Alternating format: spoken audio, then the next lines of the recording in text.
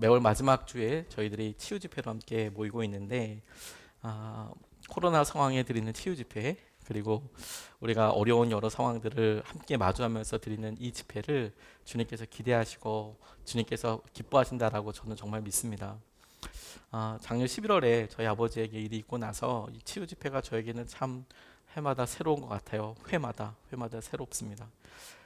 제 마음속에 있는 여러 무기력감이나 또 저도 경험하고 있는 여러 어려움들을 주님께서 다른 누구에게 이야기하고 다른 누구에게 도전하는 수준이 아니라 이 말씀이 제게 이루어지기를 원하고 제게도 실제되기를 간절히 원하는 마음으로 준비하고 기도하고 나누고 있어요.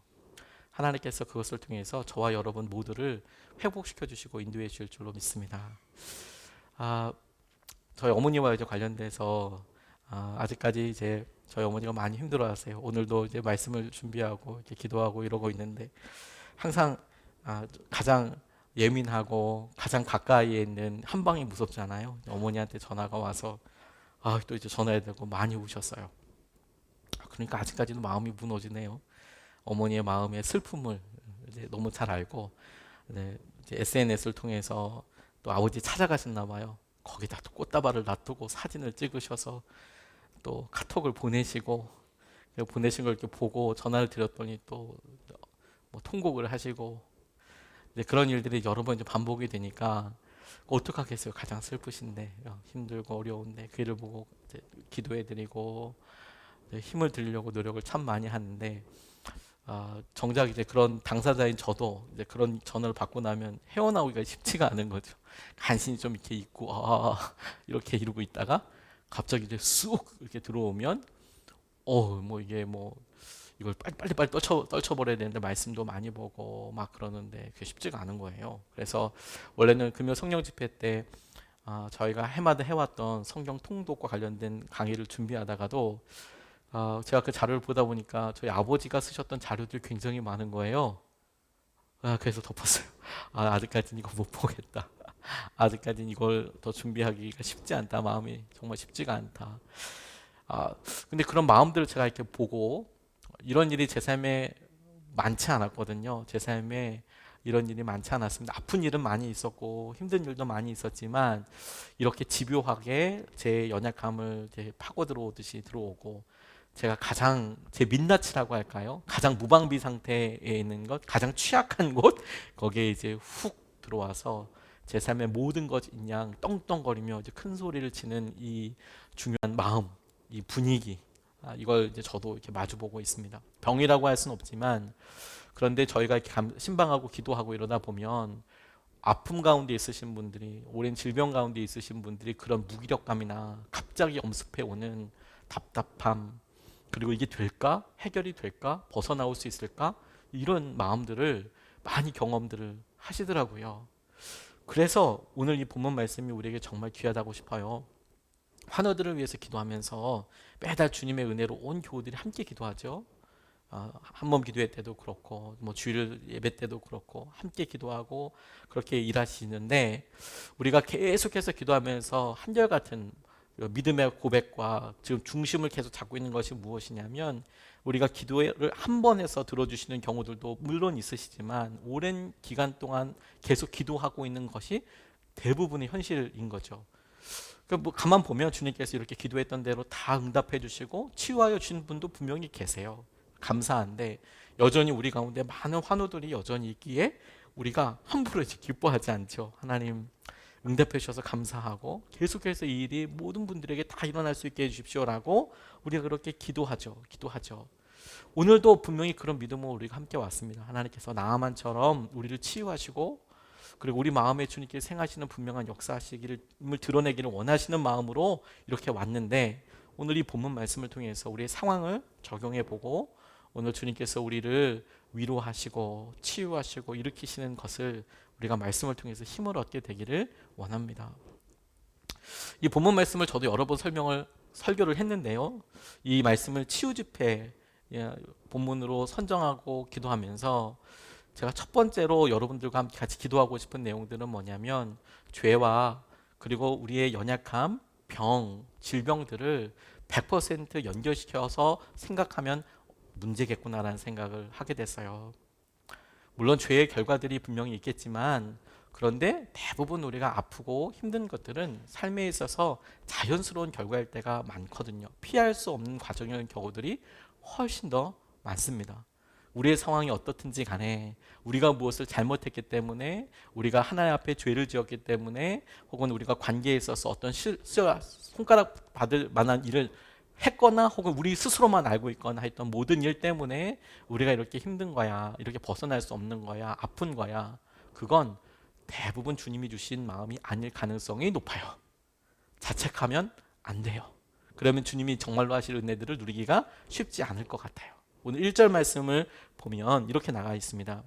시리아 왕의 군사령관 나아만 장군은 왕이 아끼는 큰 인물이고 존경받는 사람이었다. 주님께서 그를 시켜 시리아에 구원을 베풀어 주신 일이 있었다. 나아만은 강한 용사였는데 그만 나병에 걸리고 말았다 라고 이야기합니다.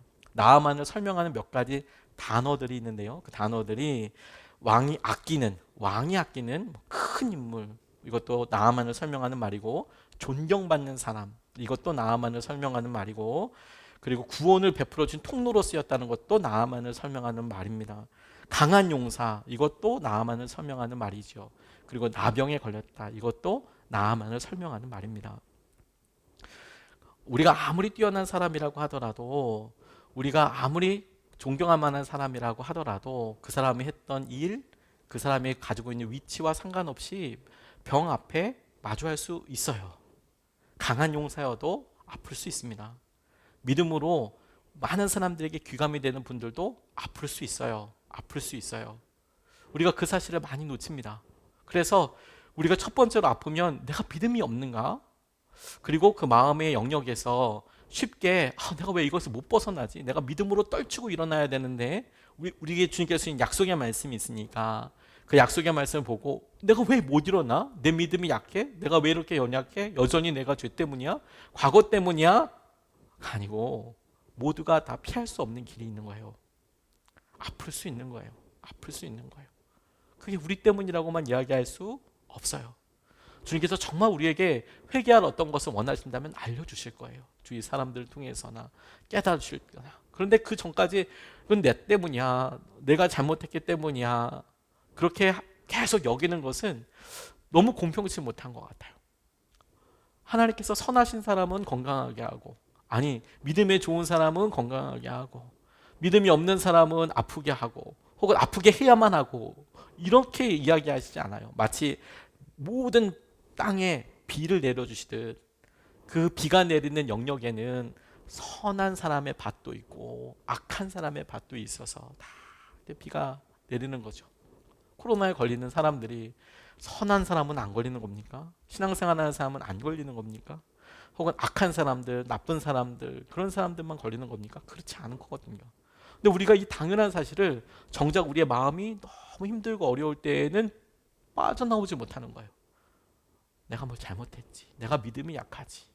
그렇지 않다니까요. 강한 용사여도 나병 걸리듯이 믿음이 주님께서 주시기에 보시기에 여전히 우리가 이 믿음으로 병을 나을 만한 믿음이 있어도 아플 수 있어요. 나아만처럼 아플 수 있어요. 아플 수 있어요. 그걸 우리가 바라보고 하나님께서 하시는 것을, 하나님의 전적인 은혜를 함께 바라보면 좋겠다 싶은 거예요. 우리가 육신 가운데 살고 있는 한 반드시 겪어야 되거나 통과해야 할 일이거든요. 앞으로 여전히 우리의 삶이 몇 년 남았다, 몇십 년 남았다 이렇게 이야기할 수는 없어도, 우리가 확실히 난 죽을 때까지 안 아플 거야 라고 이야기할 수 있는 사람은 아무도 없잖아요. 그러니까 그런 자연스러운 관계 가운데 우리들 중에 우리가 간절히 사랑해서 기도하는 분들이, 아니 우리 자신이 지금 그 살아가는 시기 중에 모두가 다 겪어야 할 일 중에 그 중에 어떤 특별한 주제를 겪고 있는 거예요. 나만 아픈 게 아니에요. 그리고 이렇게 기도할 수 있는 것이 얼마나 커다란 은혜이고 능력인지 몰라요. 그게 정말 우리에게 기쁨이고 희망이죠. 저는 지금도 생각합니다. 아버지 아파서 이렇게 수술실에서 오래 계실 때, 한 2시간 정도 이렇게 계실 때 수술 중이라는 단어 하나가 얼마나 아프게, 얼마나 희망인지 몰라요. 그냥 수술 중, 살아계신다는 거니까 수술 중. 안에서 뭘 하고 있든지 간에 수술 중이란 말은 여전히 살아계시다는 말이니까. 그러니까 여전히 우리가 기도 중이라는 말은 여전히 주님께서 일하시고 여전히 주님께서 뭔가 계획하시고 열매 맺게 하시는 일이 남아있다는 것이니까. 그런데 우리가 아픈 것도 사실이고 힘든 것도 사실이지만, 그런데 우리가 그것을 조금 더 아픔과 우리의 실제 당면한 일에서 한 걸음만 좀 떨어져 봐서 나만 겪는 거야 이렇게 이야기하기 전에, 모두가 가는 이 길에 우리가 지금 겪고 있는 이 특별한 시기들을 우리 자신을 소중히 아껴주고 인정해주고 하나님께서 하시는 은혜의 눈으로 같이 봐주는 것이 첫 번째 걸음이라고 싶어요. 이 일은 피할 수 없는 길입니다. 오늘 우리가 성도들을 위해서 기도하고 우리 성도들 전부 다의 명단이 올라와 있지 않죠. 근데 저는 조심스럽지만 이렇게 이야기해도 과장이 아니라고 싶은 것이 뭐냐면, 지금은 우리가 이분들을 혹은 우리 자신을 놓고 기도하지만 언젠가는 우리가 중보하는 입장에서가 아니라 우리를 위해서 기도해 주는 사람이 있을 때가 반드시 있을 거라는 거예요. 반드시. 그러니까 서로 우리 품앗이 하는 것도랑 비슷할 수 있어요. 함께 기도하고 함께 보고, 온라인으로도 지금 우리가 함께 예배 드리면서도 그래 우리가 함께 기도하지, 그리고 오늘 우리가 소리에 대해서 기도할 때 그래 제 이름이 저기 있네 뿐만 아니라 어느 순간에 우리도 어느 순간에 나도 저기 있겠네, 그런 때가 오는 거예요. 피할 수 없는 일이죠. 피할 수 없는 일. 아더 애쉬라는 흑인이면서 테니스 선수가 있었답니다. 테니스가 원래 유럽 쪽의 운동이어서 스포츠여서 백인들이 많이 하거든요. 근데 거기에 어떤 인종적인 그런 어떤 절벽 같은 게 있어요. 거기에 이제 흑인 선수가 유명하게 된다는 것은 쉽지 않죠. 인종 차별이나 이런 것들이. 그런데도 이분이 아주 탁월해서, 지금은 타계하셨지만 넬슨 만델라 대통령이 흑인으로서 최초로 남아프리카의 대통령이 됐던 분이잖아요. 근데 이분이 많은 사람들에게 평화운동이나 선한 영향력을 끼쳤던 분으로 유명한데, 이 넬슨 만델라 대통령도 이 아더 애쉬라는 이 테니스 선수를 그렇게 만나고 싶어 했대요. 너무 경기를 좋아해서. 한국에는 테니스를 좋아하는 사람들이 아주 많지는 않지만, 좋아하시는 분들은 굉장히 좋아하시지만 아주 많지는 않죠. 그런데 이 넬슨 만델라 대통령이 그렇게 보고 싶어 할 정도로 굉장히 좋아하고 유명한 선수였답니다. 세계 타이틀도 한 3개 정도 가지고 있고, 윈블던이나 이런 데서 1등하고 그런 기록도 갖고 있는 아주 좋은 선수였는데, 그의 아버지가 경비원 일을 하면서 아들을 독실한 기독교인으로, 크리스천으로 키웠대요. 경비원을 하면서 그렇게 키우고, 그런데 어느 날 이 아더가 심장병에 걸려서 수술을 하게 됐는데, 수혈을 하면서 잘못 받는 바람에 이제 에이즈에 걸리게 된 거예요. 당시만 해도 에이즈가 있다는 것은 알지만 수혈되고 이렇게 하는 것에 대해 조심도 하지만 초기 단계였기 때문에 헌혈하는 사람들에게 뽑을 때 다 에이즈 어떤지 이런 검사가 지금보다는 많이 이제 좀 이렇게 강하지 않을 때였어요. 그래서 이제 수혈을 받는데 본인이 이제 에이즈가 걸린 거죠. 너무 당황스럽고 황당하죠. 수술을 해서 피가 많이 필요해서 수혈을 하는 중에, 수혈하고 수술을 잘 끝나고 그렇게 끝난 줄 알았더니 본인이 이제 에이즈에 그걸 확인하고 너무 황당하죠. 그러니까 기자들이 다 몰려와서 당신 하나님을 원망하지 않겠냐고, 하나님이 원망스럽지 않냐고 그렇게 아더한테 물어봤대요. 원망스럽지 않냐고. 그 많은 사람들 중에 당신이 수혈을 했는데 진짜 그게 몇 분의 몇도 아니잖아요. 그 중에 당신이 확률로 그렇게 에이즈에 걸렸는데 그렇게 하신 하나님이 당신 원망스럽지 않습니까? 왜 나입니까? 하는 생각은 들지 않냐고 기자가 참 되게 짓궂죠. 그렇게 물어봤대요. 그런데 이 아더가 대답할 때, 아니요, 단 한 번도 그런 생각 가져본 적이 없습니다. 내가 윈블던 컵을 들 때도 왜 나인가, 왜 나입니까? 이렇게 묻지 않았듯이, 당연하죠. 자기가 열심히 해서 그거 했잖아요. 묻지 않았듯이 이 갑작스러운 고통과 불행 앞에서도 왜 나입니까? 저는 묻지 않습니다. 하나님께서 주신 것들을 우리가 붙잡고 가는 것이죠.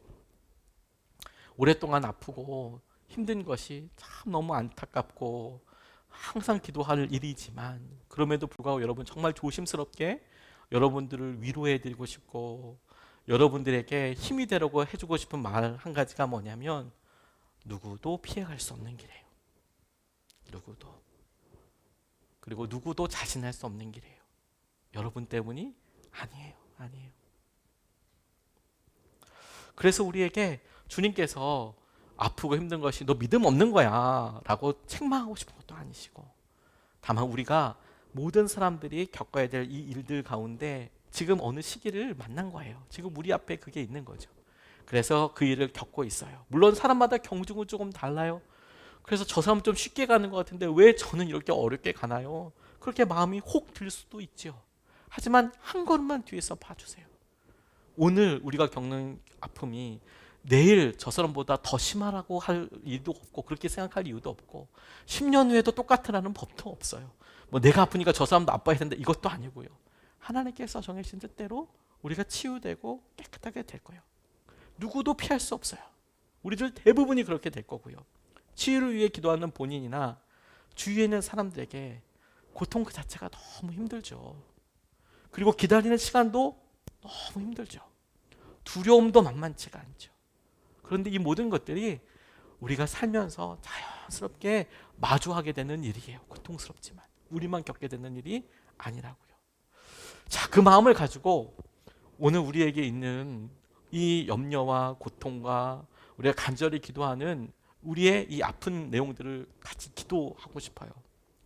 강한 군사였지만, 그가 아주 뛰어난 사람이었지만 나병에 걸렸다. 물론 그는 이방인이었지만 오늘 그가 하나님의 사람 앞에서 치유를 받게 될 때 하나님께서 하신 말씀을 그의 평생에 처음 들었을 가능성이 높지만, 그럼에도 불구하고 치유되었다라는 사건을 통해서 오늘 우리가 모두가 다 겪고 있는 이 일에 하나님께서 나만을 통해서 도전하시는 일을 이렇게 보면 우리도 주님께서 그렇게 말씀하시려니 붙잡을 수 있는 내용들이 굉장히 많더라고요. 오늘 주님께서 우리가 말씀을 읽으면서 제가 여러분들에게 축복하며 기도했듯이, 선포했듯이 7번 씻으니까 나았대요. 저는 오늘 그 7번째 씻게 되는 일이 오늘 이 시간이기를 간절히 기도합니다. 주님께서 우리를 치유하시는 시간이 오늘이 되고, 주님께서 오늘 가운데 함께 하실 것을 믿고 그렇게 나아가게 되기를 진심으로 기도하고 바랍니다. 뿐만 아니라 우리가 한 번 씻었다면 2번, 3번, 4번 씻는 것에 주저함이 없이 다시 한번 결단하는 시간이 되었으면 좋겠습니다. 치유는 한 점이 아니라 긴 선이더라고요. 다시, 치유는 한 점이 아니라 긴 선이더라고요. 우리는 기도를 하는 그 순간에 예수님께서 우리에게 안수하시고 치유하실 때 일어났던 그 점 같은 사건, 그것을 보고 그것을 믿음으로 취하고 우리 가운데 이루어지게 되도록 기도하지요. 저는 그게 요즘도 일어날 수 있다고 믿습니다. 그렇게 주님께서 분명히 우리를 치유하실 것을 믿습니다. 그런데 그 일이 뭐 지금과 어떤 차이가 있느냐 보다 주로 우리가 경험하게 되는 여러 일들을 보면 주님께서도 그렇게 기도하게 하시고 그가 그것을 자각하고 반드시 제사장에게 가서 너 확인해라. 당시만 해도 나병이나 이런 것들은 제사장에게 가서 반드시 그 환처를 보이고, 그리고 제사장으로부터 정결하게 되었다라는 선언과 함께 예배를 드렸어야 했었어요. 율법에 의하면 분명히 그랬거든요. 근데 예수님이 모든 순간마다 그렇게 얘기하셨어요. 너 제사장들한테 가서 이야기해. 그리고 너 사람들에게로 돌아가서 살아. 저는 그 뒤에 있는 여러 이야기가 그렇게 아팠던 사람들이 그 순간 한 점에서 치유됨을 경험하고 자각하게 되지만, 실제 그 치유가 그가 자기가 살던 집으로 돌아가서 동네로 돌아가서 아팠던 사람에서 건강한 사람으로의 관계가 점점 바뀌어지게 되고, 그래서 있었던 억울함과 환경들이 점점 바뀌어지게 되고, 또 나병을 갖게 되는 여러 치유받았다는 것을 얻게 되는 여러 과정 가운데 제사장이나 또 주위에 있는 사람들한테 그런 여러 일들이 계속 회복되는 과정, 그게 분명히 주님께서도 허락하셨다고 싶어요. 점이라고 생각하지만 조금만 생각하면 이것이 선이라는 것을 알게 될 거예요. 치유의 과정들이더라. 제가 이렇게 암을 위해서 암을 놓고 우리 환자들 놓고 기도하다 보니까 한번 이렇게 오늘 말씀을 정리하면서 생각해 봤어요. 이렇게 간절히 기도하게 되면서 우리 교우분들 가운데 아픔 가운데 있으신 분들 놓고 기도하면서 가만히 봤어요. 주로 이렇게 시작이 됩니다. 첫 번째 전화는 보통 이렇게 시작돼요. 정말 안타깝게 혹은 아주 허허롭게, 아직 인식이 잘 안 되셨는지 전화하셔서 목사님, 저 정밀 검사 받아봐야 된대요. 왜요, 집사님? 뭐 의사가 조금 뭐 모양이 안 좋대요. 그걸 또 아주 그냥 정말 뭐 정말 쿨하게 얘기하세요. 쿨하게. 뭐 폐에 조그만 게 있대요. 뭐 이런 식으로 이제 얘기하시죠. 본인도 애써 그렇게 이제 덤덤하게 이야기하시는 거죠. 근데 마음이 얼마나 힘드시겠어요. 이제 그 소식을 듣자마자 정말 철렁하면서 이제 같이 기도합니다. 집사님 같이 기도해요. 우리 같이 기도해요. 정말 간절히 기도하죠. 그래서 물어보죠. 언제 다시 재검 받으세요? 정밀 검사 언제 받으세요? 그러면 이제 뭐 선생님이 언제 잡아주셨어요. 그럼 몇 주 혹은 조금 길게도 잡히죠. 그럼 정말 그날을 다이어리에다가 달력에다가 표시해 놓고 기도해요. 하나님 이날 우리 집사님 무슨 검사 있는데 하나님 이날까지 지켜주시고 마음을 지켜주시고 몸도 치유해 주시고 아직 결과는 정확히 안 나왔지만 그렇게 간절히 기도하잖아요. 우리 모두가 다. 그래서 그날 이제 되면 또 전화드리고 하나님께서 지켜주실 것을 놓고 또 기도드리고 신방도 하고 그래서 그날 가요. 그런데 안타깝게도 간절히 기도하지만 제 암이래요. 몇 기래요. 그럼 또 간절히 기도하죠. 지금까지 그런 기도 제목이 하나님 암이랍니다. 그래서 여쭤보죠. 그러면 조금 시간이 지난 다음에 이제 항암을 할지 안 할지 혹은 수술을 할지 이런 일들이 또 조심스럽게 얘기가 나와요. 그리고 수술 받을 수 있는 것도 그냥 날짜 정해서 잡는 게 아니고요. 체력이 되는지 그 체력에 있어서 필요한 몇 가지 수치들이 차는지 거기까지 수치가 올라가는지 그러니까 건강한지 그걸 놓고도 계속 기도해요. 하나님 그냥 병은 낫게 해주십시오. 치유하여 주십시오라고 기도하면서도 동시에 하나님 호중구 수치가 올라가야 되고 하나님 백혈구 수치가 얼만큼이어야 되고 하나님 이렇게 돼서 건강이 이랬고 이렇게 돼야 돼요. 그럼 또 그게 몇 주예요? 몇 주? 하나님 그렇게 해 주십시오. 그리고 간절히 기도하죠. 수술날이 되면 정말 안타까운 마음으로 이 밥기니도 안 넘어가잖아요. 하나님 지켜달라고 또 그렇게 기도해요. 그 수술날을 보탰어요. 그러면 치유하시냐? 치유하신 거죠. 근데 더 놀라운 건 치유한 다음에 이제 회복이 될 때까지 또 같이 기도하고요. 회복이 된 다음에 또 이제 여러 검사를 또 해야 되잖아요. 검사하고 완전히 다 이것을 떼어낸 건지 전이된 것은 없는지 그렇게 살피죠. 그리고 항암을 또 해야 된다 그러면 3주 하잖아요. 3주. 항암 할 때마다 첫 번째 하고 보통 3주 하지만 그게 한 방으로 끝나지 않고 일단 몇 차에 걸쳐서 합니다.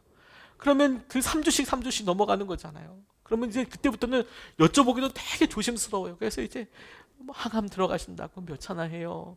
그리고 이제 거기에 짐작해서 또 계속 기도하죠. 그러다가 좋아졌대요, 목사님. 혹은 추적 검사를 해야 된대요, 그래도. 그래서 6개월에 한 번, 뭐 1년에 한 번 가서 다시 추적 검사한다고 이야기하실 때도 간절히 또 기도하죠. 하나님 완전히 치유했다는 걸 믿습니다. 저희가 암이라는 사건 한 가지를 놓고 간절히 기도하는데 제가 그래서 한번 세봤어요. 전체 뭐 이게 처음에 암이다. 그리고 나서 대개 한 1년 정도? 아무리 짧아도 1년? 아무리 짧아도 1년이고 뭐 2년, 3년 그냥 그렇게 같이 가더라고요.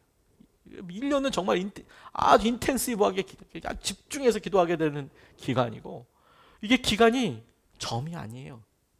선이에요, 선. 그것도 그 선도 중요한 선이 딱딱딱딱 정해져 있어요.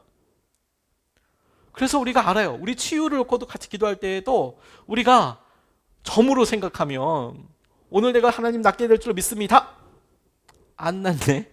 이게 아니고 하나님 오늘도 내게 하나님께 하신 놀라운 은혜를 내가 봅니다. 하나님 그 다음을 나만이 우리에게 보여주는 것이 그걸 하고 싶은 거예요. 점이 아니라 선이다.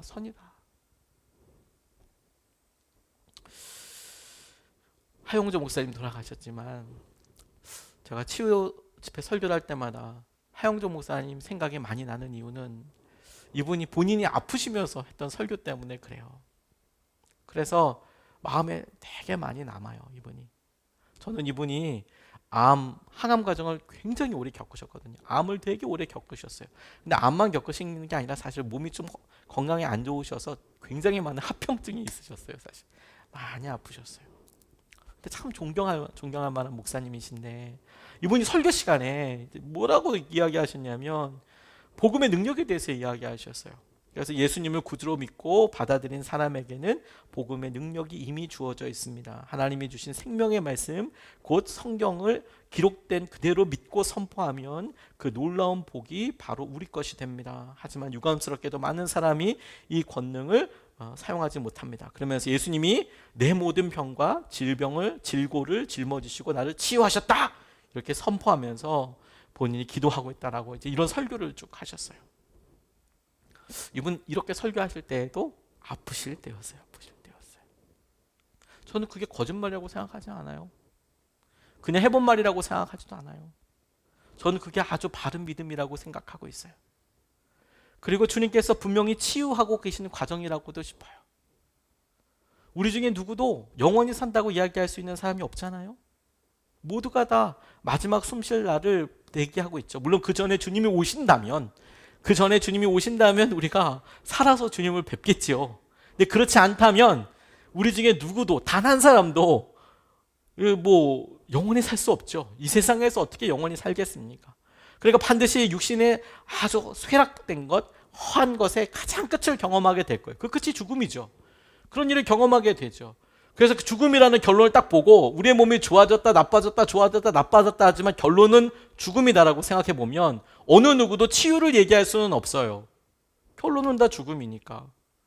근데 그렇게 치유를 볼 게 아니라 이게 어떻게 떨어질지 어떻게 갈지 아무도 모르는데도 믿음으로 하나님께서 그 길을 겪게 하시고 넘어서게 하시고 견디게 하시고 고백하게 하시고 예배하게 하시고 그리고 주님께서 예배하신 그날을 향하여서 가는 것이죠. 그게 놀라운 치유의 과정이 되는 거예요.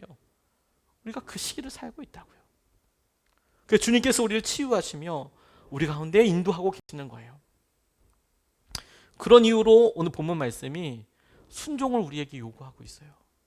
순종을. 10절서부터 13절 말씀이 엘리사는 사환을 시켜서 나아만에게 요단강으로 가서 몸을 7번 씻으면 장군의 몸이 다시 깨끗하게 될 것이라고 말하였다. 나아만은 이 말을 듣고 화가 나서 발길을 돌렸다. 적어도 엘리사가 직접 나와서 정중히 나를 맞이하고 주 그의 하나님의 이름을 부르며 상처 위에 직접 안수하여 나병을 고쳐주어야 도리가 아닌가. 그러나 부하들이 그에게 가까이 와서 말하였다. 장군이 그 예언자가 이보다 더한 일을 하라고 하였다면 하지 않으셨겠습니까? 다만 몸이나 씻으시라는데 그러면 깨끗해진다는데 그것 좀 못할 까닭이 어디에 있습니까? 우리에게 7번 씻으라 말씀하시죠. 여러분 이걸 우리 단순하게 그냥 믿었으면 좋겠어요. 믿음은 죽을 때까지 자존심을 내려놓는 거예요. 믿음은 죽을 때까지 자존심을 내려놓는 거예요. 자존심을. 주님이 하실 일을 앞에 우리의 어떠면 무슨 뭘 자랑할 만한 거예요. 나아만이 7번 씻으라는 얘기 듣고 지가 와서 얼굴에도 마주하든지 얘기를 하든지 기도를 하든지 안수기도를 해주든지 성의를 보이든지 말로 가서 씻으라고 그러니까 자존심 상했나 봐요. 내가 어떤 사람인데 내가 시리아에서는 어떤 사람인데 나를 감히 이렇게 대우하냐. 내가 이렇게 되면 안 돼. 이런 생각이 들었나 봐요. 근데 믿음에는 그런 자존심 없어요. 아파서 왔잖아요. 근데 여러분 믿음에 그런 자존심 없지라고 생각하면서 또 한 가지 우리가 주님께서 이렇게 말씀하시면 나 그건 못해요. 그럴 이유가 뭐가 있어요? 주님께서 부하가 이렇게 얘기하잖아요. 아니 예언자가 엘리사죠. 그 사람은 예언자라고 표현하지만 엘리사가 그것보다 더한 일 하라고 했으면 안 했겠냐고. 씻으라는데 그것도 못 하겠냐고. 주님께서 여러분 우리에게 이렇게 말씀하신다고 생각해 봤어요. 이 부하의 목소리로 우리에게 이렇게 말씀하시는 거예요. 주님께서 너 그 병 낫기 위해서 더한 일을 시키면 안 하겠냐고. 근데 기도하라는데 왜 안 하냐고. 저는 이렇게 그냥 쿵 하고 들리더라고요. 우리가 간절하다면 아프다면 세상 사람들이 수술하라고 그러면 생살 째져내는 거 아닙니까? 두렵잖아요. 아프잖아요. 그것도 결정하고 하잖아요. 나을 수 있는 퍼센트가 있다 하니 그거 하잖아요. 근데 나을 수 있다고 해서 그거보다 더한 일을 시킨다면 안 하겠습니까? 라고 묻고 있는 부하의 말이 여러분들에는 그렇게 들지 않나요? 기도하는 것 말고 더 하라고 그러면 너 안 할 거냐? 근데 어느 순간에 우리는 이렇게 하는 거예요. 기도는 그만하고요. 주님 진짜 뭘 낫든지 뭐가 다른 거가 있든지. 우리가 언제 이렇게 변한 거예요? 주님이 기도하라고 하면 기도하라는데 그거 하면 되는 거죠. 믿음으로 반응하라는데 반응하면 되는 거죠. 그거보다 더한 거 시키시면 여러분 어떠실 거예요? 그냥 안 할 거예요? 그러면? 할걸요. 아니, 할 겁니다. 전 그렇게 확신합니다. 저희 아버지 응급실에 이렇게 갔을 때 의사 선생님이 그랬어요. 의사는 항상 제게 좋은 말을 해주진 않아요. 돌아가실 것 같은데 수술을 해보면 살 수 있는 가능성이 1%라도 있어요. 어떻게 하실래요? 어머니는 뭐 거의 초죽음이 되셔가지고 아무 말도 못 하시는 이런 상황이 됐고, 제가 이제 새벽 예배 끝나자마자 가서 마주했더니 저한테 그러더라고요. 제가 그래도 맨정신 차리고 있다고 여겨졌는지 제 마음은 막 봉봉봉봉 난리가 났는데, 그래도 제가 이제 대답을 해도 똑바로 하고 있으니까 의사분들 저한테 얘기하더라고요. 돌아가실 것 같다고, 어렵다고. 어려운데 조금이라도 퍼센트가 있는 거는 수술을 해보는 거예요. 여러분 다른 선택 있으세요? 거기에 뭐 다른 말이 뭐 몇 퍼센트예요? 그게 몇 퍼센트나 물어본다면 10% 밑이에요? 그럼 안 하나요? 그런 거 없어요. 그게 5%라도 하는 거예요. 그 1%면 안 할 것 같아요? 그냥 하는 거예요. 거기에 그게 있다는데 다른 방법이 없잖아요. 살 수 있다는데 그게 얼마짜리고, 그건 진짜 나중 문제잖아요. 근데 주님이 우리에게 남을 통해서 이야기하시는 거죠. 기도하고 순종하는 거야. 순종하는 거야. 순종하는 거야. 거기에 몇 퍼센트예요, 주님? 이렇게 기도하는 사람이 도대체 몇 명 나요? 몇 명 나면 그 중에 한 명이 네가 아닐까 봐 안 할 거예요, 그러면? 아니죠. 주님께서 우리에게 원하시는 걸 꼭 기도하는 거죠. 그러니까 믿음은 죽을 때까지 우리 자존심 내려놓는 거예요. 이게 뭐 대단하다고 그래요. 씻으라면 씻으면 되고 기도하라면 기도하면 되는 거죠. 그리고 실제로 씻어야 하는 거예요. 씻는 척해서 되는 게 아니에요.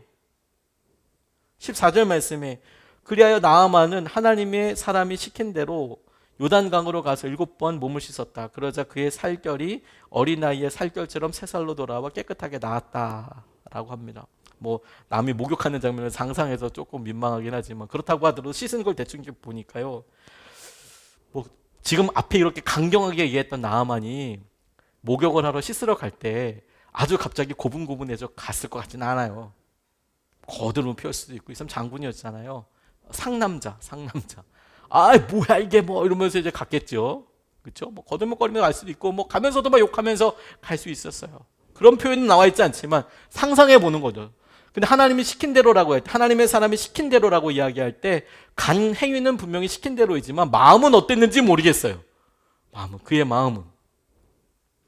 가서 실제 씻었어요. 그가 첫 번째 몸 담궜을 때 마음은 어땠는지 모르겠어요. 성경은 거기에 나와 있지 않아요. 근데 중요한 건 뭐냐면 7번 씻었다라는 거예요. 씻었다, 그가 씻었다. 실제로 씻었다. 그러자 나았다. 여러분, 우리에게 뭐 주님께서 이렇게 말씀하신다고 해보세요. 7번이 아니라 너 700번 씻으라 그러면 안 씻겠습니까? 저라면 고민하지 않고 씻을 거예요. 제가 한번 세봤어요. 제가 눈이 조금 아파서 눈 때문에 약을 먹거든요. 눈 때문에 이제 우리 집사님이 챙겨주셔서 열심히 약을 먹습니다. 열심히 약을 먹고, 특별히 이렇게 환절기 때는 또 한 번 또 이렇게 눈 탁 터져버리면 또 이제 쉽지 않으니까 먹습니다. 하루에 2번 먹어요. 근데 생각해봤어요. 1년이니까 700번 먹겠더라고요. 1년이면 365일이니까 곱하기 아침 저녁으로 먹으니까 700번? 1년 동안 여러분한테 만약에 질병이 이렇게 있는데 의사가 이거 확실한 약이고 1년만 약 먹으면 낫습니다. 안 먹겠습니까, 여러분? 그냥 고민할 문제가 아닌 거예요. 당연히 뭐 700번이 뭐예요? 뭐 1000번도 먹겠네. 2000번도 먹겠네. 그래서 나아진다면. 애한테 뭐 1000번 못 먹이겠어요? 당연히 먹이죠. 먹이고도 아침, 점심, 저녁으로 먹이면 1000번, 1년이면 먹이겠네. 그거 문제도 아닌 거예요. 문제도 아닌 거예요. 근데 실제로 안 한다고요. 믿음으로 그래 하자, 해라, 실제로 씻어라, 실제로 기도해라, 실제로 믿음으로 나서라 라고 얘기하면 아멘. 그리고 이제 우리는 생각하면 몇 번이요 도대체. 문제는 우리의 마음이 그리고 생각이 연결되지 않는 거예요. 서로 지속적인 것보다 우리는 자극적이고 확실한 차이와 변화를 요구합니다. 순간적인 그 변화. 다시 한번 여러분, 치유는 점이 아니라 선이에요. 선. 치유에 선이 있어요. 우리가 자각하는 것과 상관없이 병은 나아요. 알고 계세요? 어떻게 확신할 수 있냐면 우리가 자각하지 못해도 아픈 경우들이 많거든요.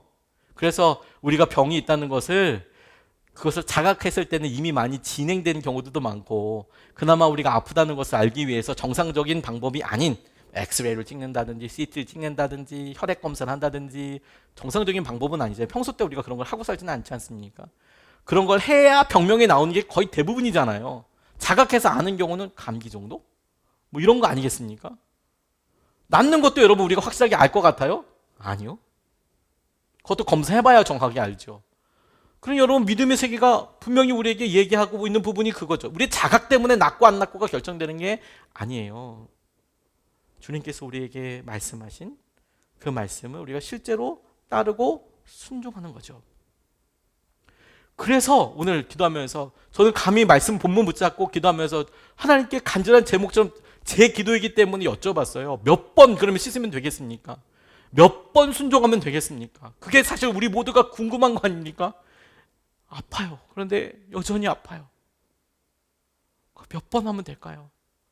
700번이라도 알려주시면 하겠는데 700번인지 1000번인지 잘 몰라서 힘든 거잖아요.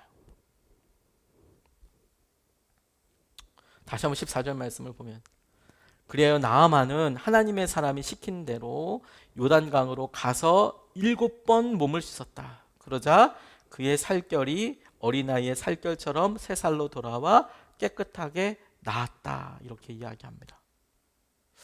7번이라는 숫자를 숫자다 아니다 라고 이야기하기 전에 저는 이 말씀을 묵상하고 제게 제 마음에 대해서 기도할 때 하나님께서 내게 숫자를 얘기하신 적이 있었을까? 처음에는 이렇게 기도하기 시작하다가 이 말씀에서 7번이 나타내는 것이 횟수라기보다 엘리사가 한 말을 그대로 순종했다는 것에 중심을 두게 됐어요.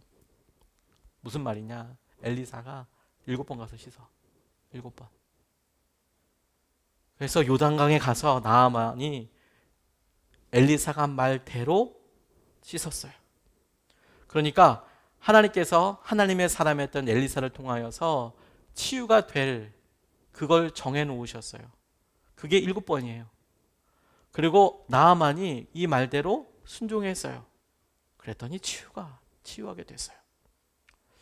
우리들 중에 대부분이 하나님께로부터 넌 7번이야, 넌 3번이야, 너 3번 수술하면 난다, 이렇게 듣지는 못했어요. 근데 우리 모두에게 주님께서 주신 것은 있어요. 그게 뭔지 아세요? 주님께서 미리 이 사실을 알고 계시고 미리 주님의 손 안에서 이것이 계획이 있다는 거예요. 언제? 우리를 낫게 하시는, 반드시 끝이 있다라는 거예요. 7번을 어떻게 해요? 몇 번을 어떻게 순종해요가 아니라 하나님은 이미 그가 씻기도 전에 엘리사를 통해서 이거 끝이 있어. 7번이라는 끝이 있어. 그 7 대신 100을 놓고 700을 넣어도 너 700이라는 끝이 있어. 너 1000이라는 끝이 있어. 그게 채워지면 낫는 거야. 너 끝이 있어. 이거 반드시 끝이 있어. 그리고 우리가 반복해서 순종하는데 주님께서 미리 말씀하신 그 말씀을 통해서 우리가 붙잡을 수 있는 것은 이거 끝이 있어. 반드시 끝이 있어요.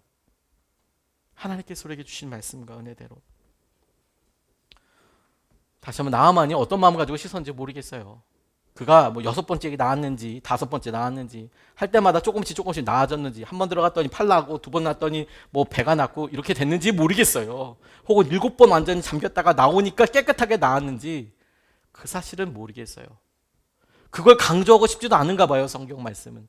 근데 뭘 말씀하고 싶으냐면 7번 씻으라고 했는데 7번 씻었어요. 그래서 나았어요. 하나님께서 미리 알려주셨고 미리 계획하고 계셨고 알려주셨으니까 미리 계획하셨다라는 이야기고, 미리 계획하신 대로 그가 따랐더니 그가 치유를 경험했어요. 주님이 우리에게 확실한 계획을 갖고 계시죠. 주님께서 우리에게 말씀하세요. 기도에 대해서, 마음에 대해서, 믿음에 대해서. 그리고 주님께 그것이 분명히 계획이 있다는 것을 우리가 알아요. 그래서 그것을 몇 번이나 기도해야 되냐고요? 주님께서 약속하신 만큼이죠.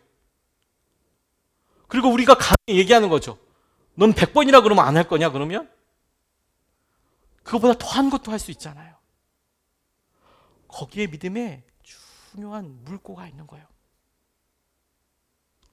왜 그런가 하면 주님께 계획이 있고 주님께 순종하는 사람을 주님께서 치유하신다라는 것을 보게 될 때 우리가 몇 번이나 순종해야 될까요? 라는 질문하면서 주님께서 그렇게 믿음으로 보아주시고 순종이라고 보아주시는 횟수를 세다 보니까 제게 굉장히 놀라운 첫 번째 시작이 보이더라고요. 2절부터 3절까지의 말씀을 보면 이렇게 나와 있습니다. 시리아가 군대를 일으켜서 이스라엘 땅에 쳐들어갔을 때에 그곳에서 어린 소녀 하나를 잡아온 적이 있었다. 그 소녀는 나아만의 아내의 시종을 들고 있었다. 그 소녀가 여주인에게 말하였다. 주인 어른께서 사마리아에 있는 한 예언자를 만나보시면 좋겠습니다. 그분이라면 어른의 나병을 고치실 수가 있을 것입니다. 라고 이야기합니다. 어린 소녀가, 그것도 종이, 우리 주인 나아만이 이스라엘에 있는 어른, 이스라엘의 예언자를, 사마리아에 있는 예언자를 만나면 낫게 할 겁니다. 이렇게 이야기합니다. 그런데 여러분, 누가복음 4장 27절에 보면 되게 독특한 표현 하나가 있어요. 이런 말씀이 있습니다. 누가복음에 또 예언자 엘리사 시대에 이스라엘에 나병 환자가 많이 있었지만 그들 가운데서 아무도 고침을 받지 못하고 오직 시리아 사람 나아만만이 고침을 받았다. 이렇게 나와 있는 거예요. 그러니까 무슨 말이냐면 엘리사 시대에 나병 환자는 많았대요. 근데 나은 사람은 나아만밖에 없대요. 자, 그 말은 뭐냐면 이 소녀가, 어린 소녀가 엘리사가 평소 때 취미가 나병 환자 고치기, 특기는 취미 살리기. 그래서 주위에 병 있는 사람들 많이 고치고 이렇지 않았어요. 심지어 소문으로라도 엘리사가 나병 환자를 고쳤다는 게 없었어요. 확신할 수 있는 건 뭐냐면 그럼 여기 쓰여 있겠죠. 누구를 고치고 나아만을 고쳤다고. 근데 그런 말이 없어요. 나아만, 엘리사 시대에 문둥병자, 나병 환자 많았지만 나아만만 나았다라는 말은 뭐냐면 엘리사가 그 전에도 그 후에도 나병 환자를 고치거나 그런 적이 없어요. 그러니까 이 어린 소녀가 이야기할 때만 해도 엘리사가 그랬던 것은 듣도 보도 못한 일이에요. 근데 그녀가 그냥 얘기했어요. 어떤 믿음에서 얘기했는지는 모르겠어요. 얘기했어요. 그런데 그걸 나아만이 잡았어요. 그 말을 잡았어요. 그리고 움직이기 시작해서 요단강까지 오게 된 거죠. 처음의 시작은 딱 그거 하나였어요. 첫 번째, 첫 걸음 딱 한 번. 근데 여러분, 우리가 이것을 가만히 생각해 볼 필요가 있어요. 아까도 말씀드렸듯이 나아만이 7번 씻을 때 첫 번째에 나왔을까요? 두 번째 씻었을 때 나왔을까요? 세 번째, 네 번째, 7번까지 쭉 갈 수 있겠죠? 우리는 아무도 모르죠.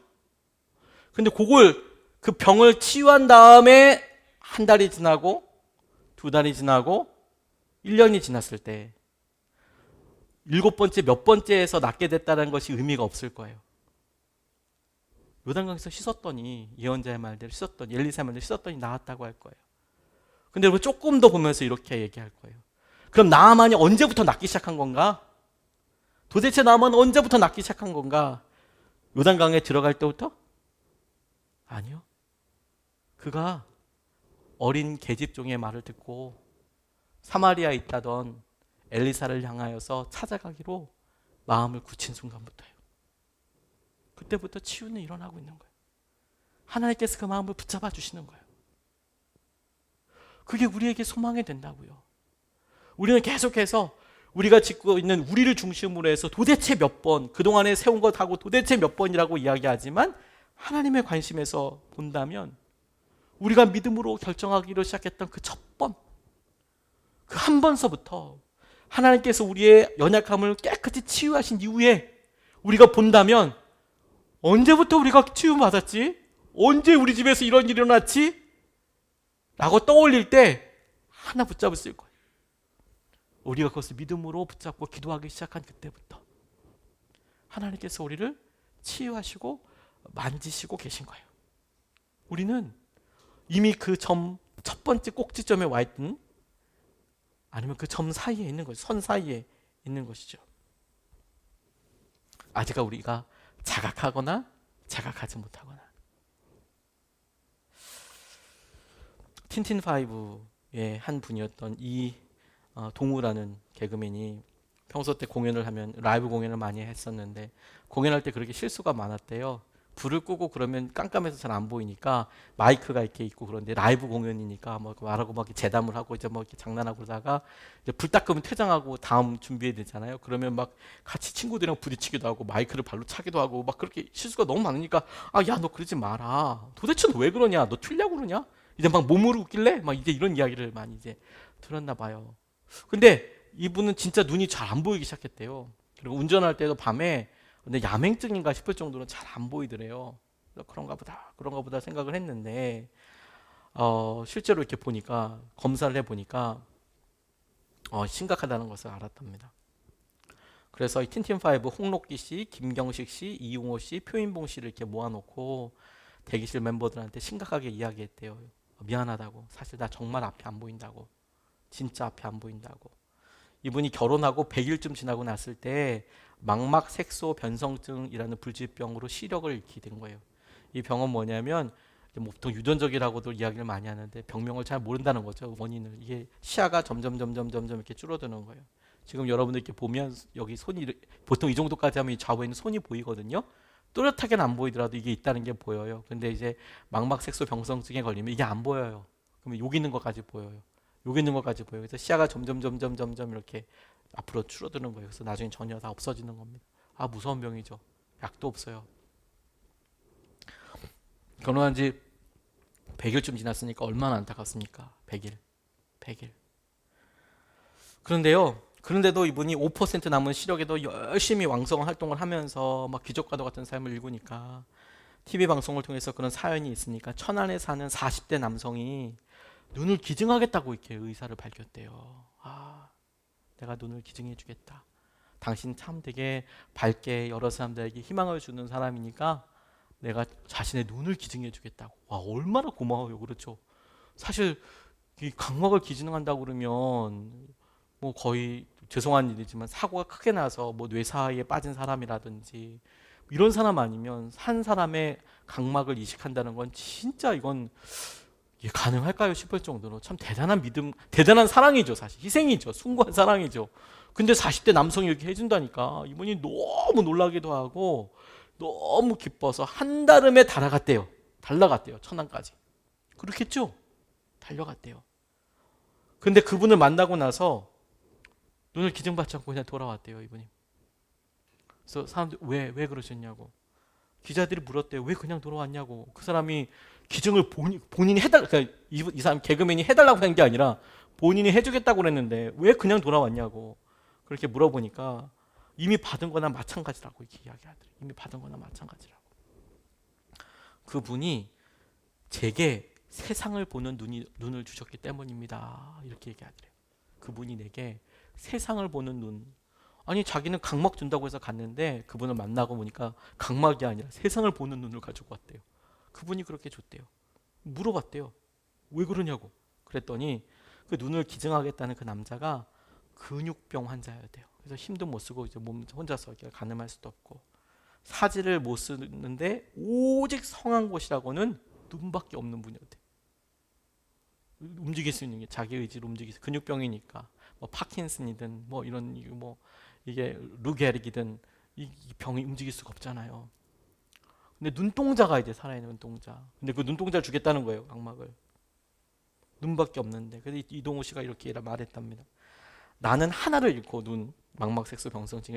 이동호 씨는 나는 하나를 잃고 나머지 9을 가지고 있는 사람인데 그분은 오직 하나 남아있는 것마저 자기에게 준다고 이야기하더라는 거예요. 내가 자기가 그걸 어떻게 가질 수 있겠냐고. 자기는 10개 중에서 하나를 잃어버린 건데 나한테 그 하나를 주겠다는 사람은 아무것도 없고 그거 하나 있는데 자기한테 준다고 하니 내가 그걸 어떻게 받겠냐고. 그리고 그분을 통해서 내가 세상을 바라보는 눈을 얻게 됐다고. 우리가 아픔이 있죠. 근데 믿음의 시작은 그 단 한 번에서부터 시작하다니까요. 계기가 되는 거. 내가 지금 내 있는 고통을 고통으로만 바라보지 않을 거야. 내가 믿음으로 바라볼 거야. 이건 주님이 내게 주신 훈련이라고 생각할 거야. 주님이 내게 주신 기도의 응답을 위해서 내게 주신 기도의 도전으로 내가 받아들일 거야. 그래서 내가 실제로 기도할 거야. 내가 하나님께서 하신 대로 내가 그냥 붙잡을 거야. 그렇게 따지면 여러분, 우리가 온전히 치유를 누리기 위해서 몇 번 순종해야 하는가요? 오늘 한 번이면 충분한 거예요. 주님께서 내게 주신 기회와 주님께서 내게 허락하여 주신 은혜를 따라 나아갈 때 그날 하루면 충분한 거예요. 하루만큼만. 하나님께서 내게 주신 은혜를 따라서 한 번만 나아가면 되는 거죠. 한 번만. 그럼 나중에 기억하게 될 거예요. 도대체 언제부터인가. 제가 일기를 이렇게 쓸 때요, 제가 이런 글을 이렇게 써놨더라고요. 제가 이 상황이 어떤지는 기억이 나진 않습니다. 그냥 제 일기장에, 이게 제가 일기를 많이 쓰다 보니까 일어나고 있는 어떤 안타까움 중에 하나가인데, 이제 같이 올려서 쓰다 보니까 가끔가다 중요한 걸 다 빼놓고 이제 그 내용만 쓰는 경우들이 계속 있었어요. 이건 그때쯤입니다. 제가 영성일기 쓸 때 이런 글을 제가 써놓고 제가 이거 보면서 그때 되게 힘들었다는 느낌만 있어요. 뭐냐면요, 그날 큐티를 이렇게 했는데 그날 말씀이 시편 말씀이었어요. 시편 말씀이 제가 너무 힘들고 어려웠나 봐요. 맨날 무기력하고 무능력하고 그렇게 느껴지고, 성도들이 보는 것과 달리 정작 제 안에서는 영적인 막 전쟁이 막 그냥 계속 일어나고 있는 경우들도 있거든요. 낙담하고. 제일 힘든 사람은 누군지 아세요? 제가 저를 참소할 때요. 제가 저를 너 안 돼. 넌 안 된다. 이 자기가 참소하는 소리가, 그래서 저는 사단이 하나님 앞에서 참소하는 자라는 말이 진짜 이해가 가요. 하나님 앞에서 나를 참소하는 자라고. 그리고 그 사단의 얼굴과 아주 비슷한 사람이 있다면 제 얼굴일 것 같아요. 막 진짜. 제가 저 스스로가 저를 잘 아니까 아무튼 엄청 참소해요. 넌 안 돼. 야, 넌 왜 이렇게 정결하지 못하냐? 넌 뭐 이렇게 순종이 안 되냐? 넌 왜 이렇게 능력이 없냐? 너 왜 이렇게 게으르냐? 아무튼 이런 복합적인 진짜 이런 것들 저를 너무 힘들게 했나 봐요. 그래서 어떻게 해야 될지 모르고 힘들어할 때였던 것 같습니다. 근데 그날 큐티를 제가 이렇게 하고 영성일기에다가 이렇게 써놨어요.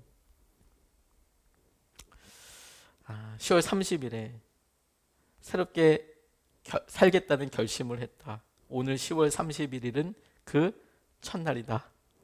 그리고 이렇게 써놨어요. 시편 107편 19절에서 20절. 이에 그들이 그들의 고통 때문에 여호와께 부르짖음에, 이에 그들이 그들의 고통 때문에 여호와께 부르짖음에, 그가 그들의 고통에서 그들을 구원하시되 그가 그의 말씀을 보내어 그들을 고치시고 위험한 지경에서 건지셨도다. 이렇게 이야기하는데 그 앞에 12절에 이렇게 나와 있어요. 고통을 주어 그들이 마음을 겸손하게 하셨다. 고통을 주어 그들의 마음을 겸손하게 하셨다. 아멘 했어요, 주님. 고통을 주어 겸손하게 하셨다. 우리가 힘들고 어려울 때가 사실 우리 목소리가 우리에게 가장 커다랗게 들릴 때이지만, 근데 그것을 그냥 나쁘다고만 생각하지 않고, 그렇지, 그대로 그게 사실이지. 나는 그렇게 낮은 사람이지. 나는 그렇게 연약한 사람이지. 거기서도 끝나면 안 돼요. 그러니까 우리에게 주님이 필요하지. 그렇게 연약하니까 오늘도 우리에게는 주님이 필요하지.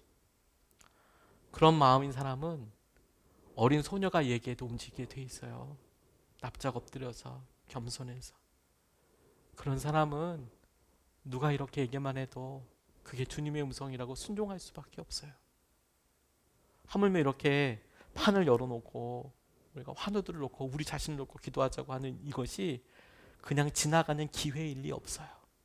하나님께서 우리를 붙어주고, 하나님, 자, 그렇게 힘들어요. 정말 주님, 진짜 더 겸손해질 것도 없어요. 너무 힘들어요. 그럼 때가 된 거예요. 주님께서 우리에게 한 소녀의 말이라도 듣게 하시기로. 그러니 여러분, 몇 번을 순종해야 되냐가 아니고요, 주님께서 우리에게 주신 그 한 번에 우리가 마음을 두고 하나님께서 우리 치유해 주실 것을 놓고 오늘 주님 앞에 기도하며 나아가면 좋겠습니다. 오늘 같이 찬양하고 찬송하고 같이 기도 하고 싶어요. 우리가 주님 앞에 더 가까이 나아가길 원합니다. 주님께 더 가까이 나아가기를 원하고, 우리가 너무 목말라요. 다시 한번 여러분 꼭 말씀드려요. 아픈 거 그걸 잘된 일이라고 할 수는 없지만 여러분 책임 아니에요. 그건 우리가 삶에서 겪게 될 일들 중에 하나예요. 우리가 이 세상을 살고 있기 때문에 우리가 이 육신의 몸을 벗는 날이 넘어서지 않는 한, 죽음을 통과하지 않는 한, 우리가 어쩌면 안타깝지만 반복적으로 만나게 될 일일 수도 있어요. 그러길 원치 않지만, 그러지 않기를 기도하지만, 그러니까 자연스러운 일이라는 거죠. 근데 여러분 거기서 우리가 끝나는 거 아니고요. 주님이 그 가운데 우리 7번 씻으라 말씀하시며 우리에게 주님이 어떤 분이신지를 알려주세요. 우리를 겸손하게 하시고 우리가 어린 소녀의 말에도 움직이게끔 하세요. 오늘 그 주님이 우리가 목마른 우리의 영혼이 주를 부르며 우리 마음 좀 만져주세요 라고 이야기할 때 주님이 우리를 만져주시고 오늘 우리를 치유해 주시는, 회복하게 하시는 주님의 은혜를 우리 같이 찬양하고 함께 기도하겠습니다.